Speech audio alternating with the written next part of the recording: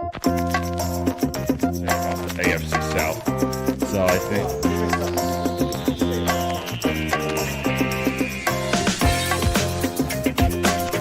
There's a history in this league. Brought him up. That's an example. So finish this. For those who believe, for those who are ready. You have no idea what song I have no idea what song it is. It's a hot song right now.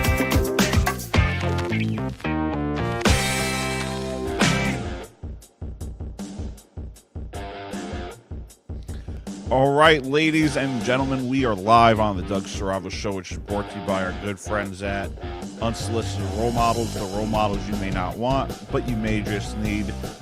We have a special guest with us tonight. We got Brandon Schwartz, the host of the JMB podcast. Brandon, welcome to the show, bud. Thank you, Doug, for having me. It's good to be on here. Appreciate it. So let's get started with the Luka Doncic trade for Anthony Davis. I think a lot of us either went to bed or woke up shocked. How are you feeling about this move? I think, like everybody else, I think very surprised. I mean, I haven't heard anything from the Dallas Mavericks and anything from the general manager, anything like that relating to why they wanted to let Luka go to the Lakers. But it was definitely it came out of nowhere. It came out of nowhere. It benefits both teams in some cases, but I think the trade came out of nowhere. I don't know why they did it. I don't know, if this has been going on. These talks for this trade were going on for a while. It just popped up like that. It just popped up just like that. Yeah, we were all surprised. Yeah, I was surprised by it too. I woke up, I'm like, Luka to the Lakers. And I still don't understand why they did that. They're coming off of a Western Conference championship. Yeah, they lost to the Celtics, but I don't think anyone was beating the Celtics last year. So I was just I think like everyone, shocked and disbelief. Unless you're a Laker fan, then you're happy. But I'm looking at this like, are they going into a rebuild mode? This guy is 25. He could be a franchise guy. He could be like Dirk Nowitzki. I'm shocked. Yeah, I mean, came out of nowhere. I mean, Shams was the first to report it, and when Shams reports something, it's legit. And we saw his tweet and his report, and it was legit. Like, people first, when they saw the trade deal, they were like, "Holy mackerel! I mean, is this actually serious? Like, is this actually going to go down?" And when he reported it, people took it seriously, and it ended up being a serious blockbuster trade. And, the Lakers just got better. Yeah, the Lakers are 28-19, sitting in that 5 spot. So they just beat the Knicks on Saturday here at the Garden. Yeah, so to have Luka and LeBron, I think that's good for the Lakers. For Dallas, I don't know. Maybe there was like locker room tension between Luka and Kyrie. I'm not really sure. Well, there's also been reports that Luka Doncic has put on a lot of weight, and I don't know if the Mavericks were concerned about his health issues. Yeah. So they might have decided, hey, maybe, we don't want to worry about his health or anything like that. So they wanted to just move on from that. But he's still a tremendous. He's one of the best players in the league. He could shoot. He could do everything. He's that good. And like you said, he could be the next Dirk Nowitzki. He could have been the next Dirk Nowitzki with the Mavs if he stayed. But he's still, even though he put on a lot of weight, he's still going to be one of the best players in NBA history for sure. Yeah, I agree. So when I saw this, I was like, no way. And then a fan tried to do it in NBA 2K, and they rejected the trade. That's pretty funny. All right, so Brandon, you're the host of the JMB podcast. You talk a lot of Knicks. I believe they are 32-18, something like that. Where does this New York Knicks team go moving forward? Or are they going to be the next team to make a trade? Well, I'm hearing a lot of reports that the Knicks are going to try and get another big man in terms of they want to get another rim protector. Now the Knicks lost Isaiah Hartenstein in the free agency last year. He had that great year last year. He wanted a lot of money, so OKC ended up giving him that big deal. And now the Knicks are just left with, we're waiting on Robinson. We're waiting on Mitchell Robinson to come back. And there were reports today that he's been cleared for contact practicing. So then he has to be cleared by Tibbs for conditioning, and then he'll return to game time activity. So they need another rim protector. And hopefully when Robinson comes back, he could give him some quality rebounds, quality minutes, because he can't rely on Karl Anthony Towns to do everything. Sims has done a good job with playing quality minutes. But in terms of a trade, I think the Knicks need to go out and get another big man. I think they need to get a guy there's been talks about Jonas Valanciunas. I've heard a lot of that. I think he would be a great pickup for them. But I think they're going to make some kind of trade by the trade deadline. And they're only a couple of steps away from being a real championship caliber team. It's going to be fun to see them in the playoffs, but if they want to make it past the first round, past the second round, they're going to need to make a trade and get a couple of quality pieces, and they're going to have to build that bench a little more. I think the bench is a little shallow at the moment. I like what I've seen from Payne. I like what I've seen from Shamet. If those two get going, that'd be great. But I need one more piece on that bench. One more quality piece on that bench and another rim protector, and then I think they're set. So Cleveland is 40-9. I believe Boston is in second. Milwaukee's in third, and the Knicks are at that 4th spot. Besides the defending champions, who do you think is the biggest threat to the New York Knicks in April? The biggest threat to the Knicks, I feel, it comes down to 2. I think the Celtics are 1, but the other threat I'm worried about is the Milwaukee Bucks. Milwaukee Bucks, they could be really, when they're healthy, they could be really dangerous. Especially with that 2-man tandem and Giannis and Damian Lillard. That's going to be dangerous when it comes to playoff time, if the Knicks have to face them in a round. But if I had to pick either to those 2, if I had to pick one that I'm the most concerned about, I'm probably going to have to go with Boston. Boston is they're that good. I think the Cavaliers they're obviously having a great season. But when it comes to playoffs, I'm not too current. I know you're a Cavalier fan, Doug. But I think the Knicks can match up well against the Cavs in the playoffs. And we've seen that before. I think the Cavs would have a tough matchup with the Knicks. I'm not saying the Knicks will win the series against the Cavs, but I think it would be an evenly matched side. It would be matched up evenly on each side. I think, it could go 7 games if they played each other. Yeah, I think the last time they faced off, it went to 5 or 6. I think it went to 5. They won in Cleveland, Game 5. And I think the Knicks having Karl Anthony Towns has made a big difference for them, and I think that's going to affect any 7-game series. Oh, Karl Anthony Towns has made a difference maker with this team. I mean, he's a Jersey guy. He's local. And he's a fan. He loves being here. He loves the fans. The fans love him, and he's playing great basketball. He shoots the ball, and if you've seen the games, he's got great dribbling skills. He knows how to, I've never seen this. He knows how to you see, he put the ball under his legs and just he looks like a Harlem Globetrotter out there. Mm-hmm. That's how good he is. Big impact. He's done everything he wanted him to do.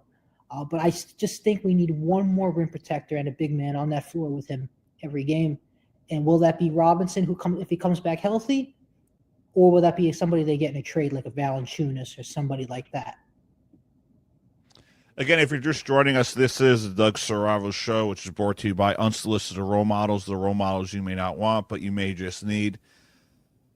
Tomorrow, I will be answering fan emails and tweets, so send me an email at DougSaravoshow@gmail.com or tweet me at the real Doug Saravo, and I'll get to those. So we're going to take a quick commercial break, and then when we come back, we're going to discuss Super Bowl 59. And by the way, Brandon, happy anniversary, buddy. 17 years ago today, our New York Giants won the Super Bowl. That's right. That's right. So we will be right back after this. Going for the Super Bowl. Heck, That little hold hope. on, Going to the Super Bowl. hold on, because that's not what Rogers said. Rogers said, I just care about winning the MVP. I don't care about winning. No matter, I don't have to worry about my feelings to understand that. And I was like, oh God, how do I stop this? So I Look at that water behind me, James. Jesus says in the scripture, they need to live through experience of their own.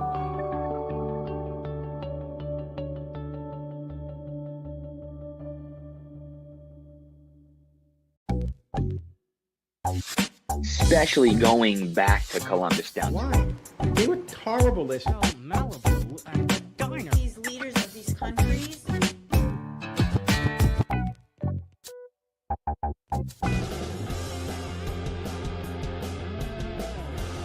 All right, we're back on the Doug Saravo Show, which is brought to you by Unsolicited Role Models, the role models you may not want, but you may just need. You can follow us on all your podcast applications, YouTube and Facebook Live. So, Brian, I want to bring this up before we get into the Super Bowl, because a lot of people blame the referees, which I do understand there have been questionable calls.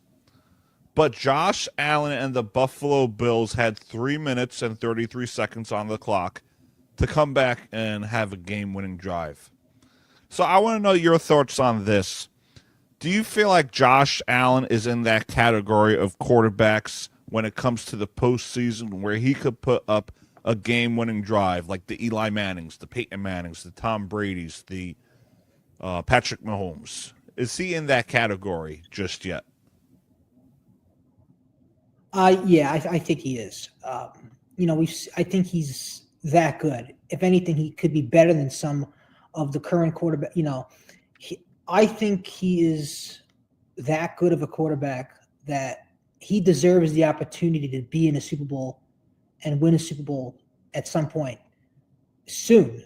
I mean, he should have been in it this year. He had that perfect opportunity at a 4th and inches. Should have been a first down. The whole country thought that should have been a first down, and they could have easily won that game.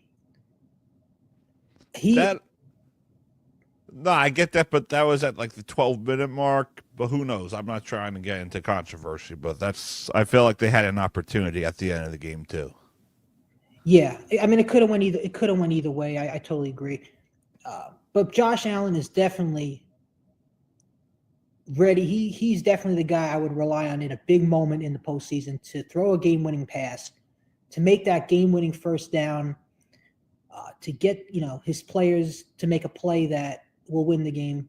I would rely on him for these big. I would rely on him for big games like whether it's the championship game, Super Bowl, divisional round, wild card. I would rely on him in any game. He's that good of a quarterback for sure. What are the Buffalo Bills going to have to do to get over the hump? Is it going to be having more weapons on the receivers, or is it just getting lucky at the right time? It's about getting lucky. I mean, listen, next year you're going to have to hope. You're just going to have to get through Kansas City every year if you want to get to the Super Bowl, because Kansas City is the team in the AFC to get through. And it doesn't seem like they could get there yet because Kansas City is just that good. They're just that good, and they look even better this year in the postseason than they've done. Well, I take that back. They've looked just as good as they were last year and the year before. But they have pieces on that team that they added in the offseason that are making them look like a better team on paper.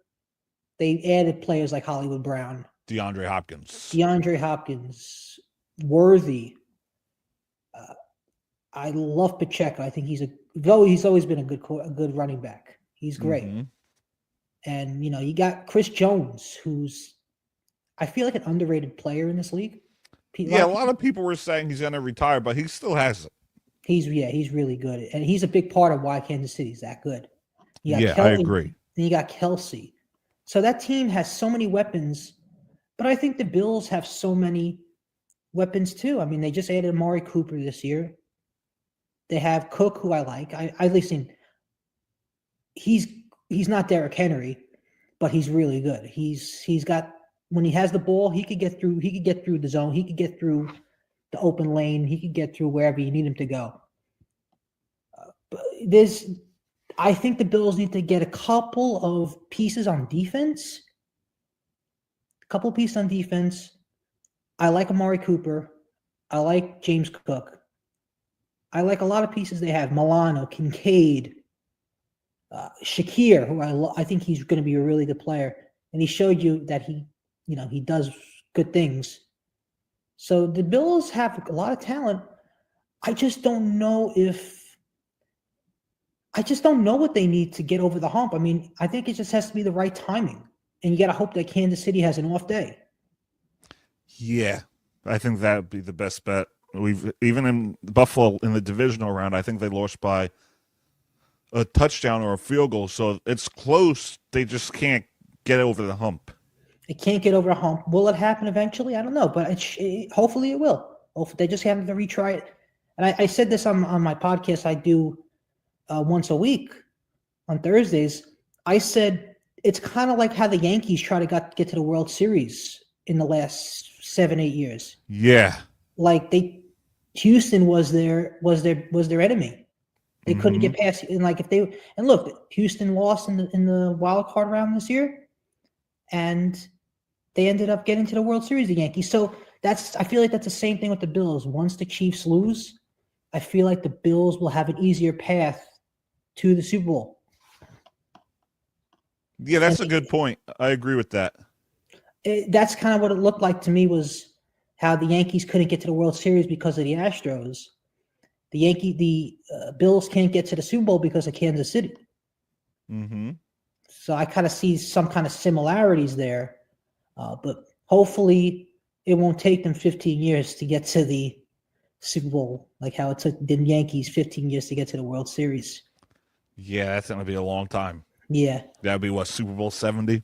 Yeah. So let's get to this Super Bowl. Super Bowl 59, Kansas City Chiefs versus the Philadelphia Eagles. Now, I don't really want to root for the Chiefs, but I like Patrick Mahomes, and I'm a Giants fan, so I'm not going to root for Philly. I can't root for Philly no matter what sport it is. Mm-hmm. So let's get to this Super Bowl. I feel like Saquon Barkley is why the Eagles are where they are today, why they're playing in the Super Bowl this year. So do you think that's all the Chiefs have to do is stop Saquon Barkley? 100%. That's really, you've seen the plays, some of the plays he made. I mean, a lot of those plays he had in the first round, second round were because of Saquon Barkley and him running the ball a good amount of yards, scoring touchdowns. And he makes it look easy too. That's how good he is. So yeah, he's going to be the biggest issue if the Chiefs want to win this. Chiefs want to win the Super Bowl for the third time in a row. They're going to have to stop Saquon Barkley on the run. There's just no way. I think Hurts is a great. He's one of the best quarterbacks, but I don't think he could. I think the Chiefs' defense will give him some pressure. I think so too. I'm worried about Jalen Hurts if I'm an Eagles fan, because we know Spags likes to go with the blitz, the heavy blitz on the. Yeah, we saw it in Super Bowl 42, 2007, 2008 season. 17 years to this day, February 3rd, 2008. They stopped Tom Brady. That's how the Giants won their Super Bowls, is by their defense, stopping Tom Brady.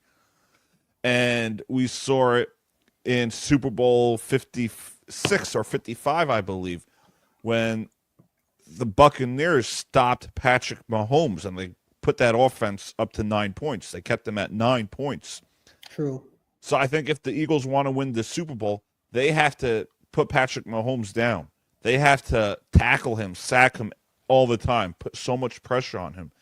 The same way, too, if the Chiefs want to win the Super Bowl, they have to stop Saquon Barkley. 100% agree. 100% agrees. But if I'm looking at a Chiefs standpoint, I'm a little concerned. I'm a little concerned about that Eagle defense. That Eagle defense. Yeah, I am too. So I think both sides of the football, the defense, both teams have a tremendous defense. Mm-hmm. Two of the best defensive lines in the league for sure. But it's gonna be fun because both teams are that loaded on both sides of the football, and we're gonna see who wins. We're gonna see who is gonna come out on top and be that better team. Yeah, I agree. And I think the spread is 1.5. Yeah. So Kansas it's City. pretty close. And the over is like 49.5. So we're going to go into those odds right after this quick commercial break. We're going to do some Lepore betting. So we'll be right back on the Doug Serravo Show, which is brought to you by Unsolicited Role Models, the role models you may not want, but you may just need.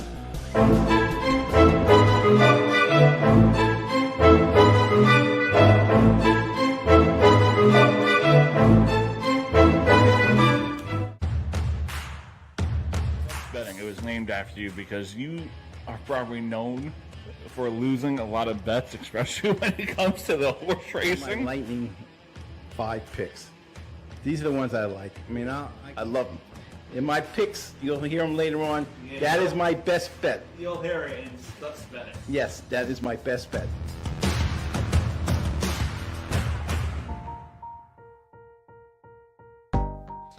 All right, we're back on the Doug Serravo Show, which is brought to you by Unsolicited Role Models, the role models you may not want, but you may just need. It is now time for Lepore Betting, which is brought to you by Unsolicited Role Models. So today I put down a bet. I like this bet for Super Bowl 60. The Cincinnati Bengals to win the Super Bowl plus 2,200. I think they could get there. So I did that. But the one that I like for the Super Bowl, now I like the over, but now we don't know. This could be a defensive game. This could be the under. This could be one of those Super Bowls like the Kansas City, Tampa Bay one, or one of the Giants Super Bowls. So this could be either way. They both have the offense, but they also have good defenses. I think the defense is better than the offense for both teams. But the one thing I like was this. Again, bet responsible. Bet responsible. But the one thing I like was this. Was the Xavier Worthy over 49.5 receiving yards and a touchdown in Super Bowl 59. That is one of my favorite things. I think if there's going to be a target for the Kansas City Chiefs and Patrick Mahomes, it is Xavier Worthy. I think he's going to have a day. Yeah, he's really good. He's really good. He's got lots of skill. Yeah, I think he's the guy to go to in a big situation where, hey, you want to score, you need to score a touchdown to take the lead in the last 2 minutes of the game. I would go to him for sure. Brandon, what do you like for the game? Like, who are you looking at? Are you looking at Isaiah Pacheco? Who knows? Maybe DeAndre Hopkins. I'm not really looking at Travis Kelce. I don't think he puts up the numbers this year. He's been quiet this this postseason. So that's why I think Xavier Worthy is going to stick out to me. I think he's going to be the target for Patrick Mahomes. Yeah, totally agree. But if I had to look at a guy a notable player that I want to see a lot from, I think I want to go with Hollywood Brown or even Pacheco. I think Pacheco is he's a solid running back who has skill. He's strong. He's not Saquon Barkley, but he's a couple of notches below, he's really good. He's got two Super Bowl rings already. Hoping to get his third this year. He's a local guy from Jersey. Went to Rutgers, played under Greg Schiano, and he has developed a lot. And yeah, I think he works well with Mahomes. He works well with this coaching regime. He's pretty good. He's coming out of, a lot of players coming out of Rutgers, you wouldn't think would be the best, but he's up there. He's that good. Yeah, he's one of those guys that is like, he could be top 5. Yeah, like look at most of these good college football, most of these NFL players, like they come from like big schools, like Penn State's, Alabama's, the Clemson's, the Georgia's, Buckeyes, Ohio State. Yeah, but he's up there. He's going to be top 10 in running backs in the next couple of years for sure. I mean, he's that good. Yeah, he'll be up there. And having Mahomes as his quarterback definitely helps his resume even more. And he's also a dual threat. So he's a dual threat. He could go down the field and he could catch the ball. He could go down the field. He could push it in. He could push it into the end zone for a quarterback if they're a yard short. He's that good. He works well with this Andy Reid offense, and I hope they're able to utilize, him a lot in this game on Sunday. So do you think it will be close? Do you think it's going to be 1.5, or you think it's going to be? Could it be the under? What are we thinking at? What are we looking at? If you put a gun to my head and I had to make my choice today for the pick, I would think the Chiefs are going to end up winning this game by 2 points. By 2 points. I know two's a weird number, but I think there will be a couple of safeties in this game. Yeah, I think the pressure will be there. I think the pressure will be strong on both sides of the football, but I think the winner wins 30-28. Yeah, I think the Chiefs could win. I think it's going to be like a 32-20, 32-25 game. I think the Chiefs are winning this game. I just think they're going to stop. I think if they stop Saquon Barkley, that's it for Philly. I do not trust Jalen Hurts. I just don't. I feel like he could fold under pressure. And I think no one is stopping Kansas City right now. I doubted them. I said they're the worst 15-2 team. Yeah, they get questionable calls here and there, but they're a solid football team. And I just can't bet against Patrick Mahomes. It's just like Tom Brady. You can't bet against Tom Brady unless you're playing the New York Giants. Then you can. So, like, I have Tom Brady up here. Patrick Mahomes is right there. He is that close. If he wins this Super Bowl, remember, Tom Brady did not win 3 in a row. Patrick Mahomes, this will be his what? His fourth Super Bowl? And he's not even 30 yet? This is what, his 4th in the last 6 years? Yeah, so if Patrick Mahomes wins 3 in a row, he wins his 4th Super Bowl ring, I think, come back to me in 10 years, Patrick Mahomes could be the greatest quarterback of all time. He's definitely the greatest quarterback of this generation. Great guy on and off the field. I see him winning this, and I see him winning MVP. I just can't bet against Patrick Mahomes. I just can't. He's a great football player. He's the one I can't hate Patrick Mahomes. Yeah, I despise the rest of the Kansas City Chiefs, but you just can't hate Patrick Mahomes. I think he's gonna pull it out. Yeah, I think he will too. I think he's gonna, magically he'll make some play at the end of the game that will win the game for the Chiefs. I mean, we saw that last year in overtime against the 49ers. The guy from the Jets who they got, I forgot his name, McCole Hardman. McCole Hardman. Yeah, he made the game-winning touchdown at the end of the game. That was a great play. Andy ran up, and they ended up winning the game. And personally, I'll let you finish, and I'll get to my point. Yeah, no, I think he'll just end up making some kind of play that will win the game, and it's going to be utilized by Andy's offense, and it's going to work for them. And like personally, I think you're very stupid if you give him the ball last. We saw it in overtime. The Niners, I think they took the ball first. I thought that was the dumbest play ever. So if I'm the Eagles, I have to find a way to make sure Jalen Hurts and Saquon Barkley have the ball last. Because Patrick Mahomes is kind of like Eli Manning when it comes to the Super Bowl. You give them the ball last, I'd be worried. Do not be, in this Super Bowl, do not be stupid. Do not be stupid. Make sure you hold on to the ball because we saw it last year. Stupid call by the Niners, and they lost the game in overtime. They could have won. They really could have won. Yeah, and I think that could have been a big. I mean, you got to learn from your mistakes, and I think Mm-hmm. the 49ers were banged up this year. They had a lot of injuries, and they just couldn't get to the postseason this year. But I think with this Super Bowl,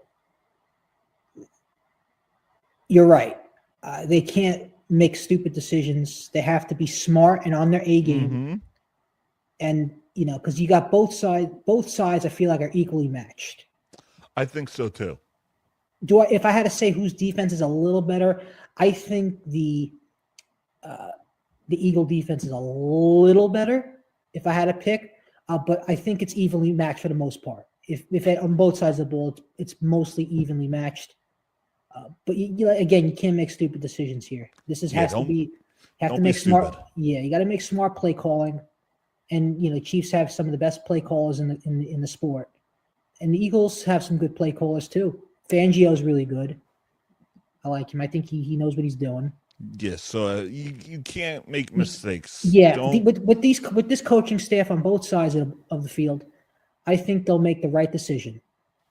Yeah, you got to make the smart choices. And if I was them, I'd make sure my quarterback has the ball last. Now, if it's a blowout, it don't really matter. But if it's a close game and you're down by a touchdown or a field goal, watch out. That's right. Yeah. Mm-hmm. All right, before we wrap up, who's going to be the Giants quarterback next year? That's a great question. There's people talking about Drew Lock, him being the quarterback. I just don't think that's going to work. I don't think so either. If I had to pick a quarterback, I think it's going to be they're going to pick somebody in the draft. I don't think it's going to. I don't know if the Giants have they have a second round pick this year. I don't know, because I think they're going to pick somebody in the second round if they have. I would like Cam Ward. I think he would be great, but I don't think they're going to end up getting him unless they magically, because the Giants have the third pick. So if I had to pick one, I think we're gonna end up getting Sanders. I think so too. I think Sanders is I think Sanders is going to end up in New York. But for me, I think we're going to have a bridge quarterback. I do not want to throw someone in there right away. So I think Russell Wilson is going to be a New York Giant. I just have that feeling because I heard reports that the Steelers are going to keep Fields. So I think they bring in Wilson, but I also see it being a possibility that Russell Wilson reunites with his head coach in Las Vegas. I think Pete Carroll and Russell Wilson reunite. So it's going to be interesting. It will be fun, and just we hope that we see New York football just come alive again. Wouldn't it be great to see New York football just alive again? I mean, the season ended pretty much by the third week of the season. I mean, that's how it was over. Yeah, but hopefully it'll be good again soon. Because there's no better feeling than watching Giants football in the playoffs. Like those two Super Bowls 17 years ago today, that was one of the best days of my life. But I mean, we want them back there. Yeah, even the one in 2012. I was not 2012. Was it 2011? 2011 season, but it was in 2012. Right, 2012 when they beat Green Bay, they beat San Francisco. That was some run they had in the postseason. Yeah, and they got to get back to that again. They got to get back to that kind of New York Giant football again. Yeah, I miss those days. Those days were the days. Yeah. All right, Brandon, it's always a pleasure to have you on the Doug Saravo Show. Go and follow him, the host of the JMB podcast. He does a great job. He does the show from his corner. Shout out to Andrew Brem. We're going to have a show with me, Brandon, and Andrew, the Sports Corner. We're going to produce it with Andrew because Andrew loves the corner. That's what I'm hearing. He loves the corner. Yeah, that's what I'm hearing. He loves the corner. So, inside joke. And you see, I'm in the corner. I'm in the corner section of Madison Square Garden right now. Nice. And I'm in the corner of my living room. Yeah. So that's coming soon. Whenever Andrew's on, it's called the Sports Corner. Yes. All right, I'm Doug Sarava. We got Brandon Swords. Enjoy the games this weekend, guys. Take care, and we'll see you guys next time. Thanks for having me, Doug. Thank you, Brandon. See you soon.